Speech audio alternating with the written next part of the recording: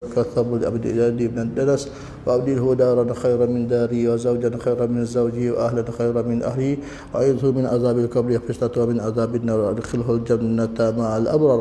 اللهم اجعل قبره روضة من رياض الجنة. اللهم اجعل قبره روضة من رياض الجنة. اللهم اجعل قبره روضة من رياض الجنة ولا تجعل قبره حفرة من حفر النيران. وصلى الله على سيدنا محمد وعلى آله وصحبه ربنا الله عنكم. Okey, apa khabar semua? Masih sihat lagi? Alhamdulillah. Sahabat-sahabat, anak-anak Ustaz yang tersayang, malam ni kita menyambung pengajian kitab Sirus Salikin ila Ibadati Rabbil Alamin. Mudah-mudahan kita jadi orang yang berilmu dan beramal dengan ilmu yang kita perolehi. Sebenarnya ramai di kalangan kita jadi orang alim, tapi tak ramai orang di pada kalangan kita yang jadi orang yang beramal dengan ilmu. Ya, kadang-kadang kita kata kita alim, tetapi nak beramal dengan ilmu senang ke susah? Senang ke susah? Susah sebenarnya. Ya. Jadi mudah-mudahan bila Ustaz mengajar banyak tempat. Malam tadi Ustaz bagi kuliah di Masjid Kampung Pok, Masjid An-Nur Kampung Pok dekat Gelang Patah. Tahu je ya. Orang biasa jadi driver ni je, biasa jadi pilot dia dah tahu mana tempat gitu. Okey. Okey. Dah ya. Okey, a'udzubillahi minasyaitonirrajim. Bismillahirrahmanirrahim. Dan lagi sabda Nabi sallallahu alaihi wasallam, yab'atsullahu al-'ubbad yaumal qiyamah. Thumma yab'athul ulama, thumma yaqulu ya ma'syaral ulama, inni lam adha' ilmi fikum illa li'ilmi bikum. Walam adha' ilmi fikum law azibakum idhabu faqad ghafartu lakum. Hadis riwayat Tabrani. Ya, artinya Allah akan membangkitkan segala orang yang abid. Apa itu orang yang abid? Ahli ibadah pada hari kiamat. Kemudian maka membangkitkan ia akan segala ulama. Mula-mula Allah akan bangkitkan dulu para ahli ibadah, kemudian para ulama. Maka firman Allah Ta'ala dengan katanya, hai sekalian ulama, bahawasanya tiada aku taruh ilmuku pada kamu melainkan kerana pengetahuanku dengan kamu. Tuan-tuan, bila cerita tentang cita-cita, dulu cita-cita saya nak jadi wartawan, nak jadi cikgu, dan paling best sekali tahu tak nak jadi apa? Saya nak jadi pilot. Tu cita-cita saya sebenarnya. Ya, tapi takdir Allah Subhanahu wa taala, jadi cikgu pun tidak, jadi wartawan pun tidak, jadi pilot pun tidak, akhirnya jadi ustaz. Maknanya nak ceritakan segala-galanya dalam ketentuan Allah Subhanahu wa taala. Ya, jadi maknanya bukan suka-suka Allah Ta'ala berikan kita tanggungjawab atas dunia ni. Dia pilih. Ya. Jadi, dan aku taruh ilmuku pada kamu kerana aku menyeksa akan kamu. Maka masuklah kamu ke dalam syurga, maka sungguh-sungguh aku ampun bagi kamu. Maksudnya, Allah beritahu kepada kita, suruh kita beramal dengan ilmu. Berapa ramai orang yang ada ilmu tapi tidak beramal dengan ilmunya. Nanti salah satu daripada soalan ketika berada di alam akhirat adalah ilmumu telah kamu amalkan ataupun tidak. Allahu Akbar. Tuan-tuan, senang ke susah? Susah, jawapan susah. Sebab kita tahu sidik itu benar. Adakah kita jadi orang sidik? Ikhlas itu pasti. Adakah kita beramal dengan ikhlas? Sebab itu adalah ciri-ciri orang yang beriman dan beramal saleh. Wa qila ya Rasulullah, ayul a'mal afdal? Faqal al-ilmu billahi azza wa jal.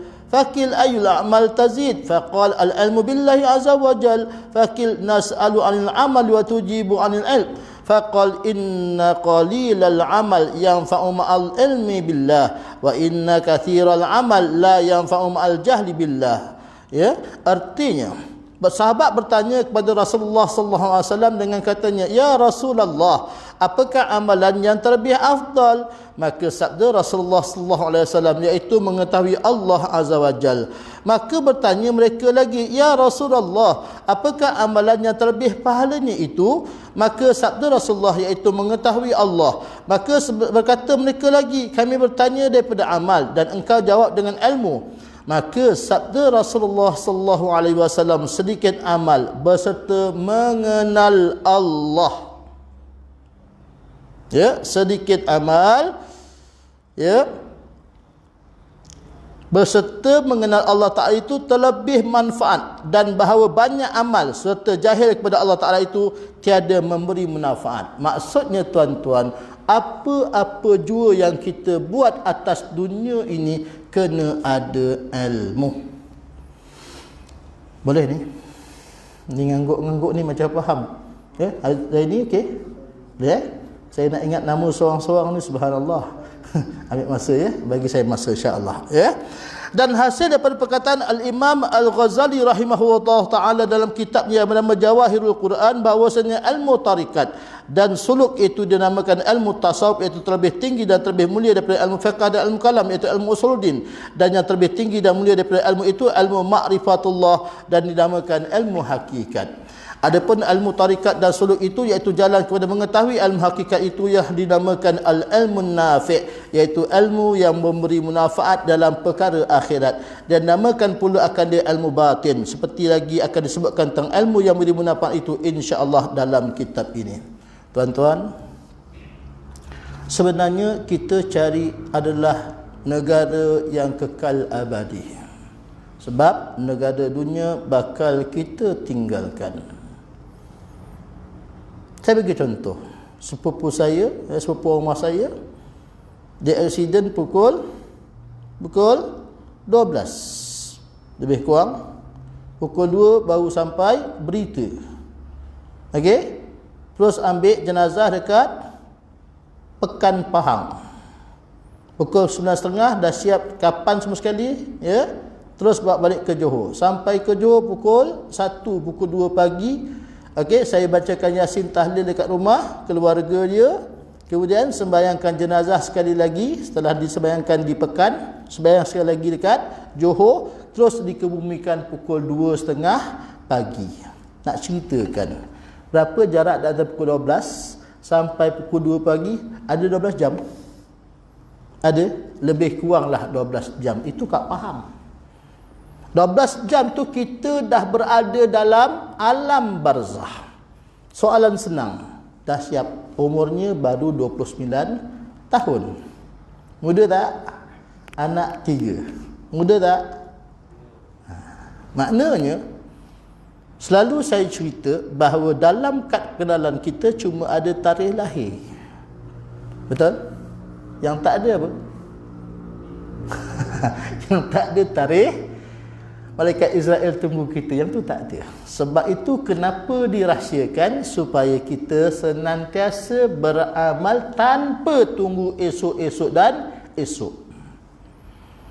Tuan-tuan, bila kita fikir tentang umur, nescaya kita sedar bahawa umur kita, setiap kali kita sedut nafas, umur kita semakin berkurang, ya. Jadi kita banyak minta doa, ya Allah ya Tuhanku, panjangkan umurku. Tuan-tuan, nak panjang umur banyak sangat-sangat kenapa? Nak nyanyok. Nak suruh anak-anak menantu, anak kita jaga kita. Tetapi yang sepatutnya kita doa, kita minta dengan Allah, ya Allah barakatkan baki umurku. Supaya bila kita barakat ilmu umur kita ni, insya-Allah dengan baki umur yang ada ni, kita dah tak sibuk dengan dunia. Kita sibuk dengan akhirat. Sebab dunia bakal kita tinggalkan, akhirat bakal kita tuju. Sedangkan dunia sementara, akhirat kekal abadi. Sebab itu jangan sampai kita tertipu dengan dunia yang sementara ini. Jelas? Boleh? InsyaAllah? InsyaAllah. Ya?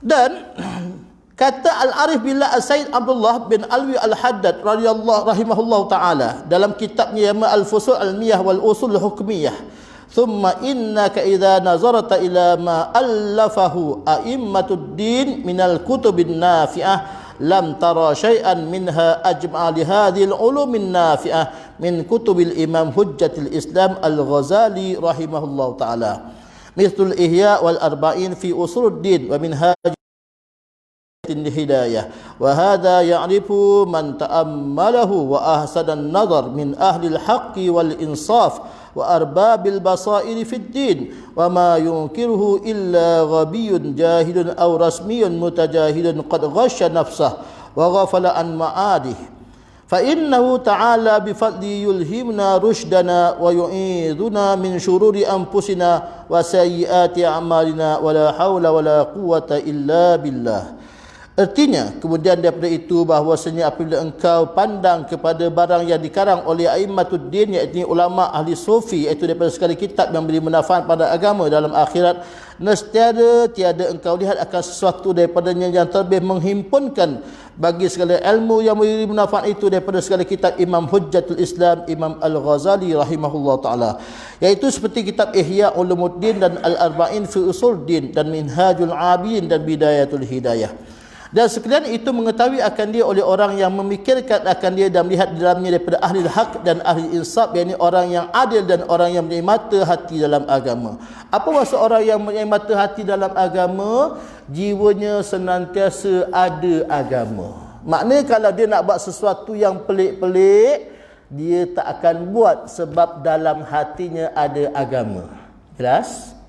Okey, dalam masa yang sama dan tiada mungkar akan lebih itu melainkan orang yang dungu lagi jahil ataupun ulama rasmi mutajahil, iaitu ulama zahir yang telah memperdaya akan diri dan lalai ia daripada tempat kembalinya negeri akhirat. Yang ni kita risau, yang dipanggil ulama su' ataupun ulama yang buruk. Ulama ada dua, satu ulama yang baik, yang kedua ulama yang buruk. Ya, di akhir zaman ini mudah-mudahan kita tidak terpesong dari segi akidah, syariah dan akhlak, ya. Maka mudah-mudahan Allah Ta'ala dengan anugerahnya memberi ilham akan kita akan petunjuknya dan memeliharakan akan kita daripada kejahatan diri kita dan daripada kejahatan amal kita, dan tiada daya daripada menjauhi maksiat dan tiada kuat berbuat taat melainkan dengan pertolongan Allah Ta'ala juga. Dan kata Syekh Ibnu Ubbad rahimahullah ta'ala dalam syarah kitab Hikam, ayunaqal daripada Ibnu Athaillah rahimahullah ta'ala, i'lam annal ilma haythuma taqarrara fil kitabil aziz was sunnati innamal muradu bihil ilmun nafi'u alladhi tuqarinuhu al khasyatu wa tanfuhu al makhafah. Qala Allah ta'ala innama yakhshallaha min ibadil ulama. Fatabayyana anna al khasyata tulazimul ilm. وفهم من هذا أن العلماء إنما هم من أهل الخشية وكذلك قوله تعالى وقال الذين أوتوا العلم والراسخون في العلم وقل رب زدني علما وقوله صلى الله عليه وسلم إن الملائكة لا تضع أجنحتها لطالب العلم وقوله صلى الله عليه وسلم العلماء ورثة الأنبياء وقوله صلى الله عليه وسلم إن الله تعالى تكفل لطالب العلم برزقه إنما المراد بالعلم في هذه المواطن العلم النافع.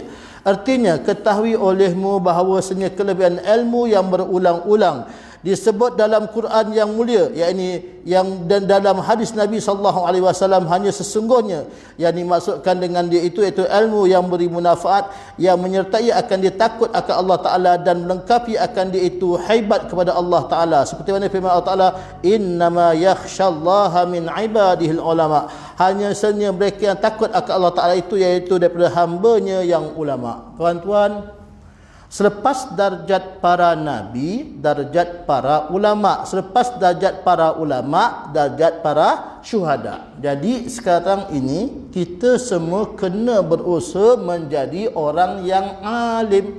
Bila alim, lama-lama jadi ulama. Ya, maknanya apa? Kena rajin menuntut ilmu. Ya. Maka menyatakan ia akan bahawasanya takut itu melazimkan akan ilmu, dan dipaham daripada ini bahawa ulama itu hanya saja mereka itulah orang yang takut akan Allah Ta'ala. Dan demikian lagi firman Allah Ta'ala, wa qala alladhina utul ilm, artinya dan berkata mereka yang mempunyai ilmu. Dan firman Allah Ta'ala, warasikhuna fil ilm, artinya mereka yang mahir dalam ilmu. Wa qur rabbi zidni ilma, artinya katakan olehmu ya Muhammad, tambahi olehmu ya Tuhanku akan ilmuku. Dan demikian lagi sabda Nabi sallallahu alaihi wasallam, innal malaikata la tada'u ajdihataha li talibil ilm, artinya bahawasanya segala malaikat itu merendahkan akan sayapnya itu kerana membesarkan orang yang menuntut ilmu. Ya, nak ceritakan kepada kita pentingnya orang yang menuntut ilmu. Okey tuan-tuan, marilah kita belajar sesuatu daripada cerita yang ingin saya sampaikan pada malam ini. Suatu ketika ada seorang anak kecil datang berjumpa dengan ayahnya. Ya, anak itu lebih kurang 10 tahun datang jumpa ayahnya. Ya, ayah ya nak, saya rasa mulai hari ini saya tak nak pergi ke Surau Nur Bistari. Kenapa tak nak pergi? Sebab saya tengok ramai orang jemaahnya main handphone, borak-borak sama dia, mereka tak beramal ibadah. Ya. Maka ayah ada senyum aja tuan-tuan. Kenapa pula dah ada aku dia tiba-tiba tak nak pergi surau ni? Okey. Kalau kamu kata begitu tak ada masalah. Boleh tak tolong ayah? Apa dia? Boleh tak kamu masukkan air ke dalam gelas? Masukkan air ke dalam gelas. Dia pun masukkan air ke dalam gelas. Okey, minta tolong cuba kamu pusing dekat Surau Nur Bistari ini 7 pusingan. Pastikan tidak ada setitik air pun tumpah daripada gelas ini. Maka si anak ni tadi tuan-tuan, oleh kerana tugasan yang ayah dia beri untuk dapat pelepasan, tak payah pergi surau. Apa yang dia buat, dia ambil air ini, dia tengok air ini, dia pusing 7 pusingan daripada Surau Nur Bistari. Pusing punya sampai 7 pusingan. Lepas tu dia minum bismillahirrahmanirrahim. Lepas tu dia minum tu tak ada, saya tambah. Okey, so habis saja 7 pusingan. Maka ayah dia tanya, nak, tadi kamu kata kamu nampak orang main handphone dan borak-borak dekat Surau Nur Bistari. Ada tak kamu nampak sepanjang kamu bawa air? Tak ada ya. Mana pergi orang yang main handphone dengan borak-borak kosong tadi? Tak ada ya. Kenapa tak ada? Sebab saya beri tumpuan kepada gelas ini supaya airnya tidak ada satu titik pun yang tumpah.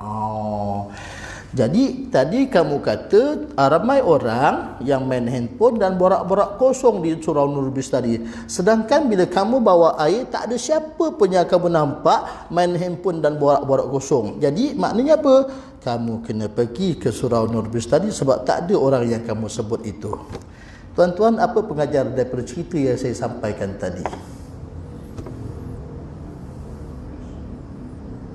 Syekh, dalam hidup kita, bila kita fokus, nampak tak yang lain? Allah Ta'ala tanya orang lain ke tanya kita? Dalam kubur kita seorang ke ramai-ramai? Maknanya yang Allah Ta'ala akan tanya melalui malaikat Munkar dan Nakir adalah kita. Jadi jangan duk sibuk tengok sana tengok sini, sedangkan kita lupa nak tengok diri sendiri. Jelas? Satu. Cerita yang kedua saya nak cerita pada malam ini, bagaimana kisah seorang pemuda yang selalu melakukan maksiat. Setiap hari kerjanya melakukan maksiat tanpa henti. Dan ayahnya telah bosan melihatkan anaknya melakukan maksiat setiap hari.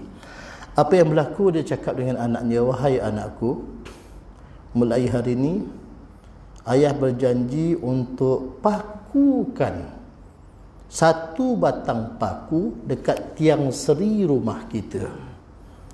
Tuan-tuan, bukan paku 1 inci chef, bukan 2 inci, bukan 3 inci, 4 inci pun bukan, 5 inci dia bagi. Panjang tak? Panjang punya paku.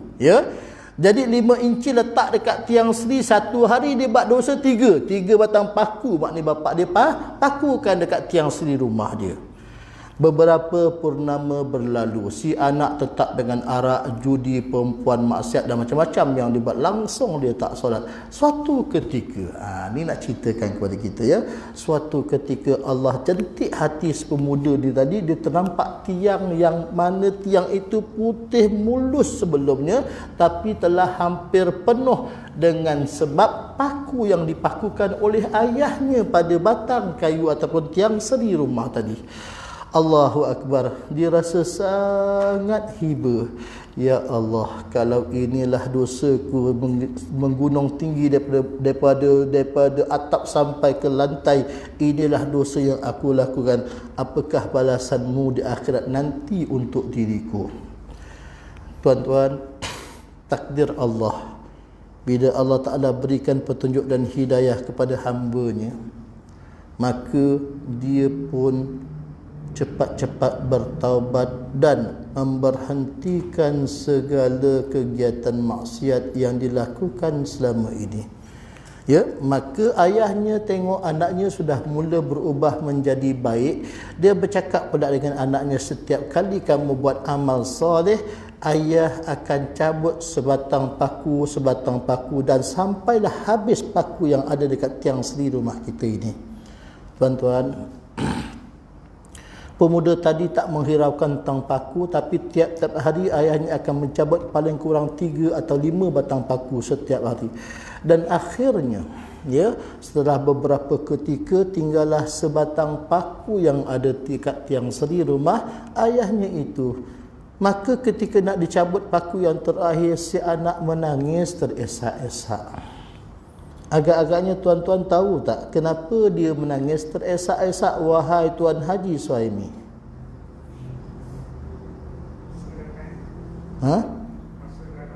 Masa dah sampai. Ya, lagi siapa lagi yang boleh bantu saya? Boleh Pak Wacuk? Nampak tak? Sebenarnya dia cakap, wahai ayahku, walaupun ayah cabut paku yang terakhir itu, tetapi cuba ayah tengok daripada atas bumbung sampai ke lantai, tiang seri tadi dah tak rupa tiang seri ayah. Cacat tak tiang seri tadi? Sebab apa? Penuh dengan tusukan-tusukan paku dan karat-karat paku pada tiang seri tadi. Agak-agaknya besoklah ya, sambil dia menangis teresak-esak, bila mana saya berada di hadapan Allah Subhanahu wa Ta'ala, apa yang saya nak jawab daripada Allah ya? Sedangkan buku catatan amal saya seumpama sebatang tiang yang dipenuhi dengan tusukan-tusukan paku. Walaupun ayah telah cabut keseluruhan paku, tapi kesannya tetap ada sampai bila-bila.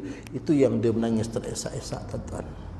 Maknanya dalam hidup kita ni, kita buat dosa, kita bertaubat betul, tapi catatan amal telah dicatat oleh malaikat Rakib dan malaikat Atid. Rakib catat kebaikan, Atid catat keburukan. So, apa pilihan yang kita ada? Jadilah orang yang baik. Jelas ni insya-Allah. Ya, supaya catatan amal kita, buku rekod perkhidmatan kita cantik. Kalau kita kerja ada rekod perkhidmatan semasa dalam perkhidmatan. Kalau kita sebagai hamba Allah yang bagi makhluk, ada buku catatan amal kita. Jadi kalau kita punya buku catatan amal ditulis dengan pen merah banyak, maknanya apa? Kan? Jadi mudah-mudahan kita mohon dengan Allah, dan kita bukan setakat bermohon, kita usaha bangun malam lagi, berzikir, baca Quran, buat amal ibadah secara istiqamah. Insya-Allah pen yang selain daripada pen merah, pen selain daripada, insya-Allah. Sahabat, malam ni bila saya baca beberapa catatan, ya, tadi petang saya tunggu lama kat situ, ya, nak nunggukan pintu besar surau Nurul Bistari terbuka, punyalah lama, kan? Sangka baik ajalah, kan? Jadi apa yang berlaku selanjutnya adalah bila saya baca catatan tentang apa yang ditulis oleh Hasan Al-Basri, Allahu Akbar, sangat indah catatan ini. Dan bila saya fikirkan benar, ya, sebenarnya sangat penting. Sebab apa? Hasan Al-Basri ni merupakan orang yang sangat zuhud, ya. Maka ditanya, apakah rahsia tuan bersikap zuhud dalam dunia ini? Tuan-tuan, kadang-kadang kita risau tentang pangkat, kita risau tentang harta, kita risau tentang keluarga.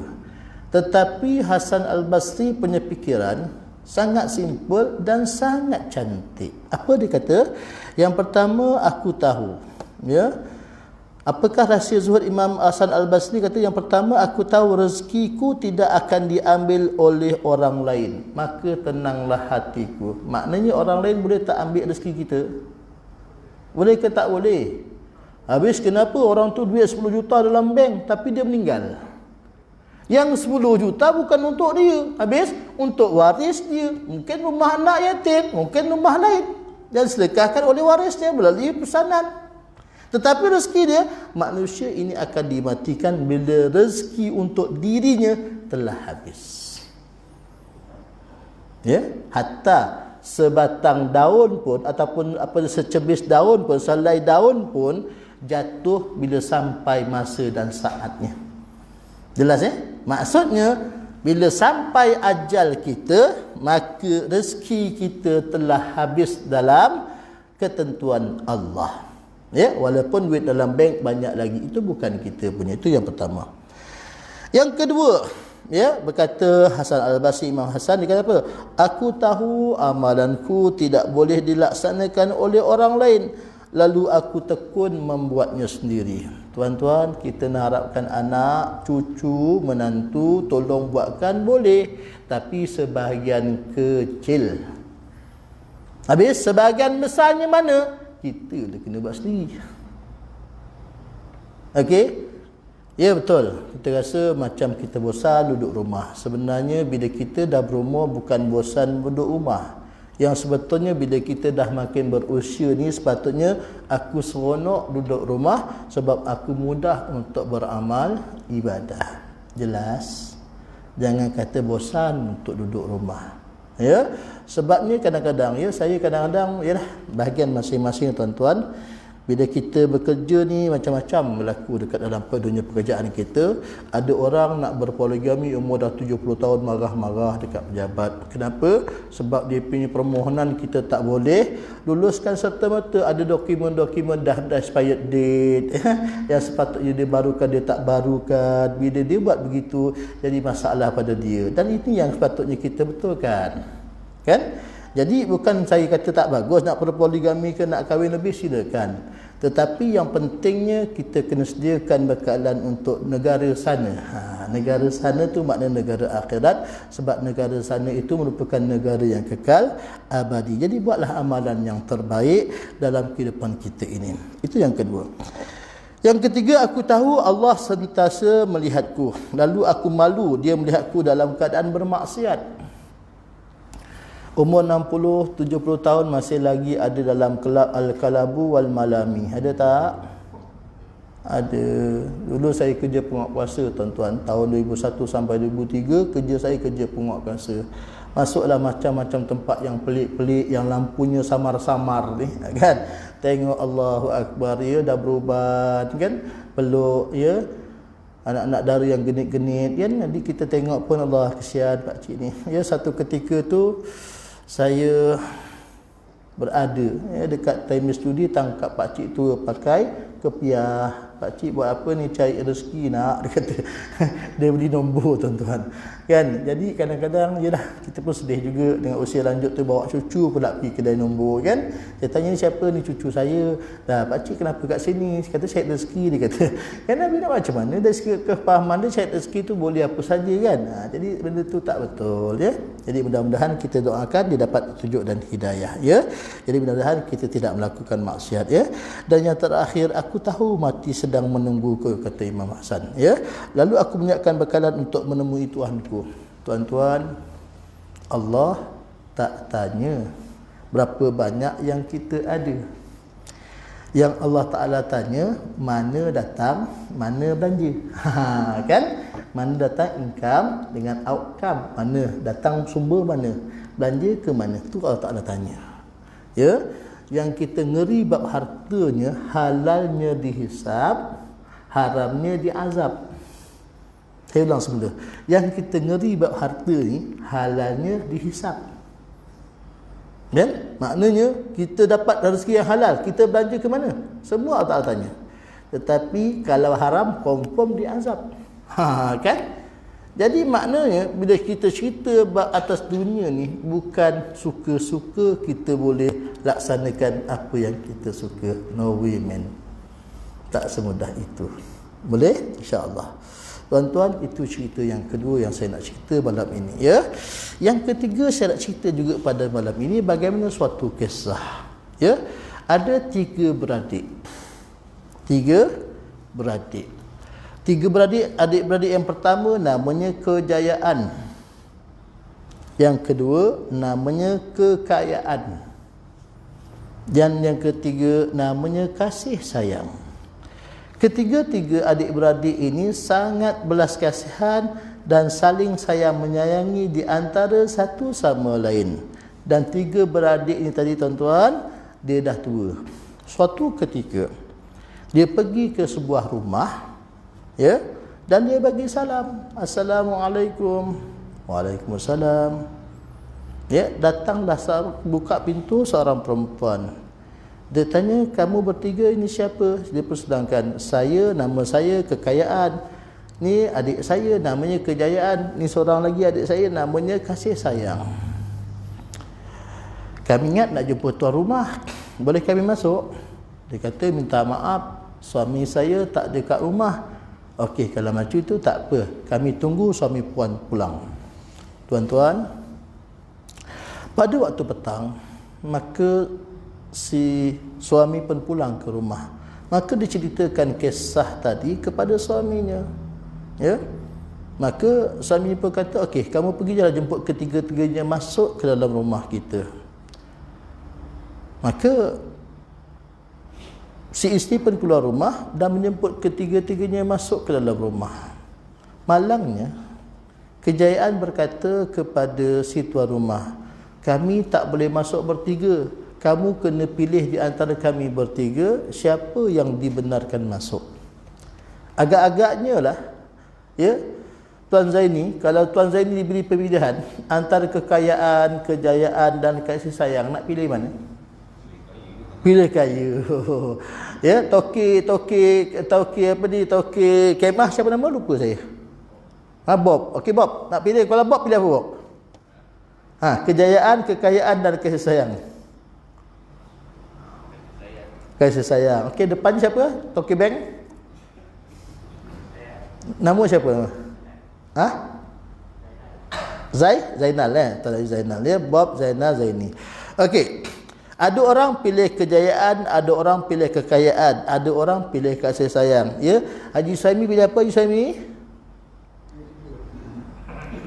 Salah satu je. Satu je. Pilih kejayaan. Okey, tahniah saja. Haji Bacok, nampaknya dah sampai London tu. Haji Bacok pilih mana? Kasih sayang. Okey, Haji Zaki pilih mana? Kejayaan. Alhamdulillah. Semua jawapan tadi betul. Alhamdulillah. Sangat cantik. Chef, pilih apa chef? Satu je. Pilih kejayaan. Okey. Maka si tuan rumah kata apa? Si suami kata, ya, si isteri pun masuk dalam rumah bang, mereka bertiga tak boleh masuk bang. Dia suruh kita pilih di antara satu daripada tiga. Maka si suami kata, jemputlah kekayaan masuk.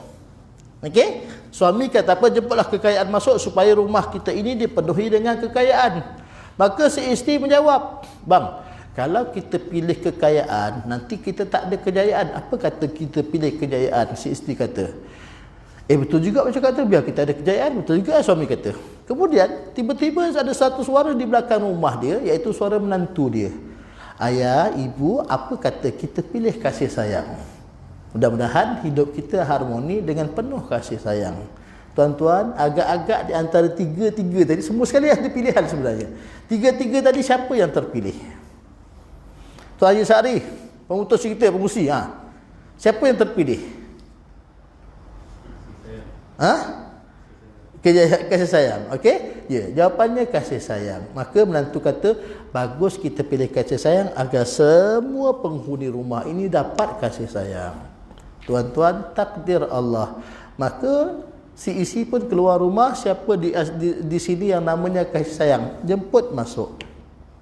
Apa yang berlaku tuan-tuan? Peristiwa ajaib berlaku. Ya, bila dia jemput saja kasih sayang masuk, kejayaan dan kekayaan bangun sekali. Kamu kata pilih seorang saja. Oleh kerana puan pilih kasih sayang, kami berdua masuk sekali bersama dengan kasih sayang. Tapi kalau puan pilih sama ada kekayaan ataupun kejayaan apa kasih sayang, tak akan masuk. Kami salah seorang daripada kami akan masuk. Ya, jadi maknanya dalam hidup kita ni perlukan kasih sayang. Sebab itu kita baca Ar-Rahman Ar-Rahim, Maha Pemurah lagi Maha Penyayang. Sayangnya Allah pada kita ni tuan-tuan, kalau katalah kita ni jadi arkitek ataupun jadi engineer, kita buat kereta, buat apa, kita nak musnahkan tak kereta yang kita buat? Kita nak bakar dia tak? Kita nak hancurkan dia ke tidak? Kita buat dengan penuh kasih sayang. Maknanya sayang tak Allah dengan kita? Sayang. Sebab Allah yang ciptakan kita. Bila Allah Ta'ala ciptakan kita, kita yang terbaik. Laqad khalaqnal insana fi ahsani taqwim. Allah ciptakan kita sebaik-baik kejadian. Jadi bila Allah Ta'ala pilih kita sebagai orang yang dipenuhi dengan kasih sayang masa menciptanya, tentu Allah sayang dengan kita. Apa tanda Allah Ta'ala sayang? Dia bagi kita nikmat penglihatan, pendengaran, percakapan, nikmat nafas, nikmat udara, segala-galanya dilengkapkan. Jadi bila sayangnya Allah pada kita, diberikan segala macam nikmat. Pasal tak kita? Cumanya Allah berhak tak untuk tanya, aku berikan kau nikmat mata, apa kau buat dengan mata kau? Dengan nikmat penglihatan. Aku beri kau nikmat telinga, apa kau buat dengan nikmat pendengaran? Ya? Jadi macam inilah. Bapak kita bagi kita duit RM10. Ya, budak darjah 1 dia bagi RM10. Mat, ni ayah bagi RM10 pergi sekolah. Okey, balik nanti bapak tanya, duit RM10 tadi kau buat apa? Beli jajan lagi, beli makanan lagi, beli mainan. Macam-macam beli kan? Bapak tanya, sama lagi tu dengan Allah SWT. Nanti Allah Ta'ala akan tanya di akhirat, apa jua pemberian yang dia telah beri kepada kita. Jangan persoal, sebab Allah yang ciptakan kita. Jadi tuan-tuan, hidup ini penuh dengan kasih sayang. Mudah-mudahan dengan kasih sayang yang Allah berikan, kita dapat mensyukuri segala nikmat pemberiannya. Boleh insya-Allah? InsyaAllah. Jadi malam ni saya nak ajar bagaimana sepatutnya satu doa yang sangat penting untuk kita baca di sujud yang akhir. Ya, baca dalam bahasa Arab sebelum kita bagi salam. Apa dia? Bismillahirrahmanirrahim. Ikut. Allahumma a'inni ala zikrika wa syukrika wa husni ibadatik. Allahumma a'inni ala zikrika wa syukrika wa husni ibadatik. Allahumma a'inni ala zikrika wa syukrika wa husni ibadatik. Ya Allah, ya Tuhan kami. Ya, kalau a'inni tu kami atas saya lah. Kalau kita ramai-ramai, Allahumma a'inna, tu kan na saja, ya. Ala zikrika wa syukrika wa husni. Dia bergantung, a'inna tu kami, kalau ini saya, ya, ataupun aku, ya. Ya Allah, bantulah diriku untuk senantiasa mengingatimu, bersyukur atas segala nikmat-Mu, dan jadikanlah aku hamba-hamba-Mu yang baik. Amin. Jadi saya nampak tuan-tuan, katalah dalam hati kita, ya, terbit ataupun terkeluar perasaan sombong, angkuh dan sebagainya. Bila kita baca doa itu, kita mohon dengan Allah Ta'ala bantu kita untuk senantiasa kembali kepada ihdinas siratal mustaqim, itu jalan yang lurus, iaitu senantiasa ingat kepada Allah, mensyukuri segala nikmat pemberian Allah dan jadikan kita ini hamba Allah yang baik. Kenapa? Sebab kita jangan sampai terpisung daripada jalan yang lurus. Sebab kenapa kita tak boleh terpisung? Kalau kita tak berada jalan yang lurus, maknanya kita berada dalam jalan bengkang-bengkok. Apa jalan bengkang-bengkok? Ikut tuntutan hawa nafsu, ikut ajakan syaitan. Sedangkan kita tahu musuh kita yang nyata adalah hawa nafsu kita sendiri dan ajakan syaitan yang direjam. Ya, sebab dua-dua ni, ya, innan nafsa la ammaratun bisu'. Sesungguhnya nafsu itu ajak manusia ke arah keburukan. Dan syaitan pula innahu lakum aduwwun mubin. Sesungguhnya syaitan itu adalah musuh kamu yang nyata. Kan? Jadi dua-dua ni ajak kita ke arah jalan yang bengkang-bengkok. Sedangkan Allah ajak kita ihdinas siratal mustaqim, ajak kita jalan yang lurus. Kan? Jadi maknanya kita minta dengan Allah supaya Allah bantu kita untuk senantiasa ingat Allah, bukan ingat yang lain. Satu. Kedua, mensyukuri segala nikmat Allah. Bila kita mensyukuri segala nikmat Allah, la in syakartum la azidannakum wa la in kafartum inna adzabi lasyadid. Sekiranya kamu bersyukur, janji Allah tambah. Apa maksud tambah? Kita minta dengan Allah bukan setakat tambah bahagian dunia, tetapi yang paling penting senantiasa tambah ingatan kita untuk senantiasa beramal ibadah kepada Allah sebagai bekal. Wala in kafartum, kalau sekiranya kamu kufur, inna azabi lasyadid. Nescaya sesungguhnya ya azabku sangat pedih, kata Allah.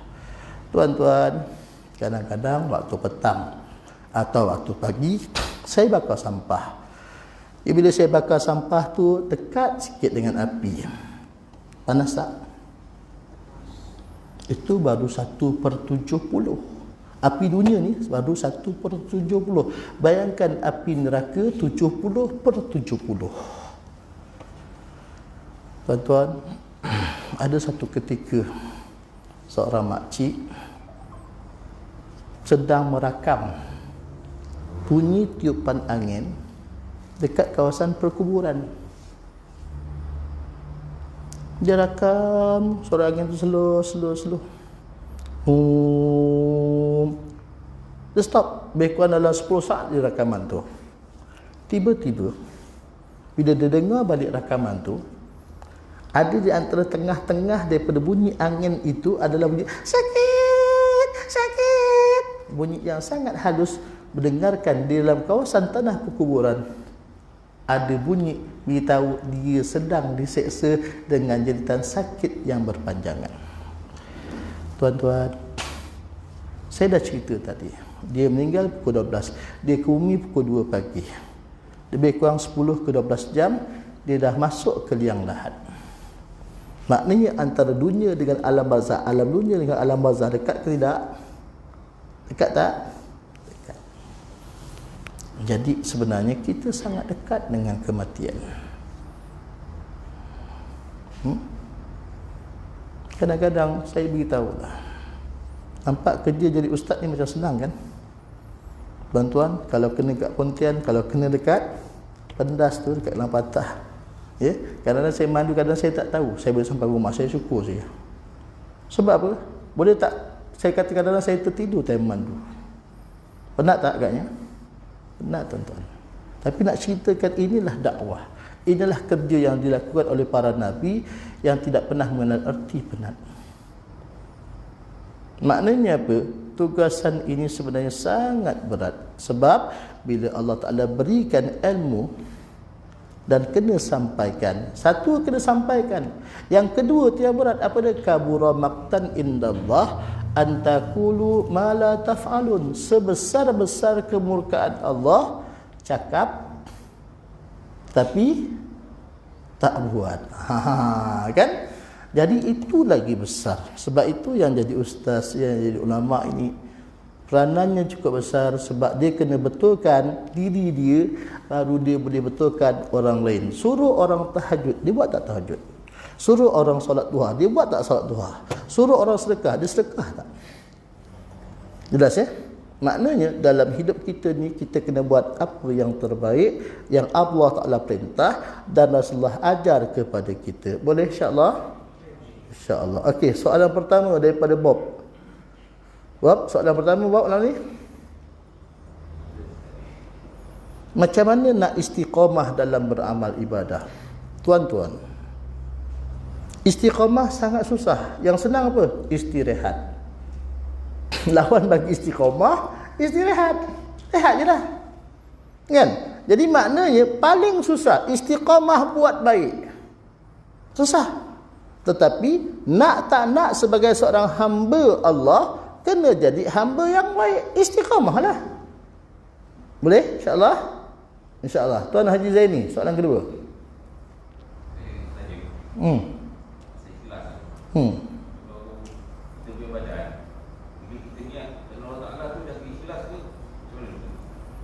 Satu, sepanjang proses kena ikhlas. Sepanjang proses. Ada orang awalnya ikhlas, tengahnya tak ikhlas, hujungnya tak ikhlas. Kalau kita tak ikhlas, sah tak kita beribadat? Sah. Tak ada masalah. Cumanya kena belajarlah ilmu ikhlas supaya senantiasa ikhlas dalam hidup. Boleh faham tak? Masuk ni. Masuk duit dah tabung dah. Alhamdulillah, bagus lah. Tiba-tiba, akulah yang paling rajin bersedekah. Contoh. Allah Ta'ala tahu tak? Tahu tak? Nampak tak? Jadi paling penting kita belajar apa itu ikhlas. Seumpama seekor semut hitam di atas batu hitam dalam kepekatan malam yang pekat sangat. Dalam kepekatan malam yang gelap. Maksudnya senang ke susah nak ikhlas ni? Susah. Tetapi tugas kita adalah buat kerja. Apa yang diperintahkan kena buat. Okey? So dalam masa yang sama buat proses untuk jadi manusia yang ikhlas. Habis kalau tak ikhlas tak buat kerja gitu. Aku nak sembahyang tapi aku tak ikhlas, tak sembahyang. Tak boleh kan? Aku sembahyang tapi kejap khusyuk, kejap tidak. Kita buat juga sembahyang, kena sembahyang. Tetapi khusyuk itu kena cari dalam proses untuk khusyuk. Bila kita beramal, kena buat amal. Ikhlas, insya-Allah kita buat sampai jadi ikhlas. Jelas tak? Maknanya kena berterusan proses untuk cari ikhlas. Boleh insya-Allah? Okey, ada soalan lain? Tuan Haji Razak, soalan ketiga.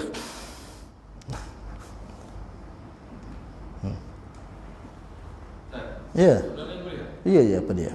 Kalau hari Jumaat ni, kalau kita dah naik musafir, lupa tak kita punya solat Jumaat?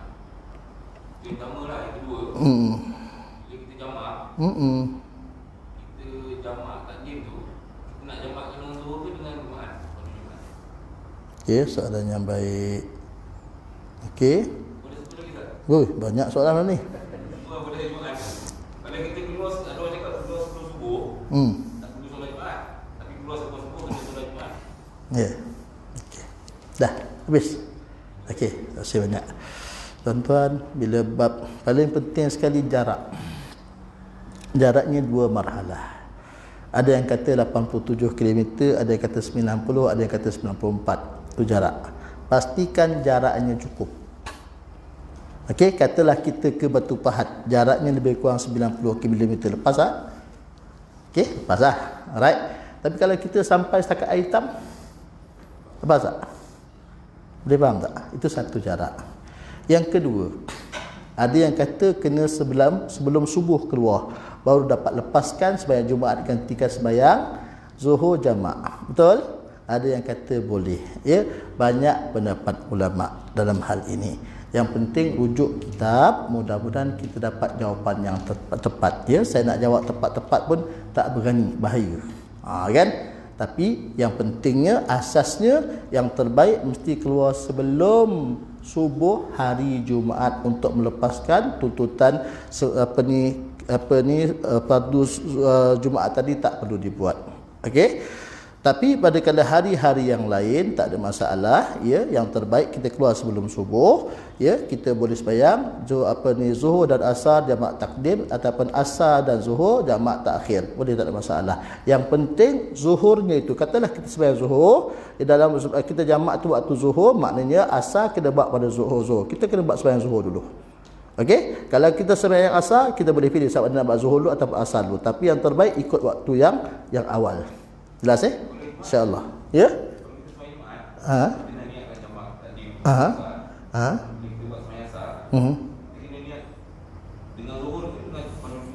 Jumaat zuhur lah betul-betul. Waktu ya, tapi yang terbaiknya kena buat yang awalnya. Zuhur lah dulu. Dia faham Itu jamak takdim. Kalau jamak takdim maknanya waktu asar bawa pergi zuhur. Kalau jamak takhir waktu zuhur bawa pergi asar. Jelas Okey. Lagi soalan? Tuan Haji Zaki? Ustaz, ya. Kalau tadi berkenaan dengan musafir tadi tu kan, rumah halal katakanlah 90 km. Jadi kita sampai tempat tu tepat-tepat 90 km, 89 km. Kita jalan sikit lagi 1-2 km, dia dah tak jalan. Dia kira pada tempat yang kita tuju. Jangan gelat. Itu dah boleh gelat. Tahu gelat? Ya? Dajak sikit lah. Ke depan nak cukupkan marhalah tu. Sedangkan mak bapak kita punya rumah cuma 88 km contohnya kan. So kira kan tak boleh jamak lah pasal tak cukup dia punya bilangan.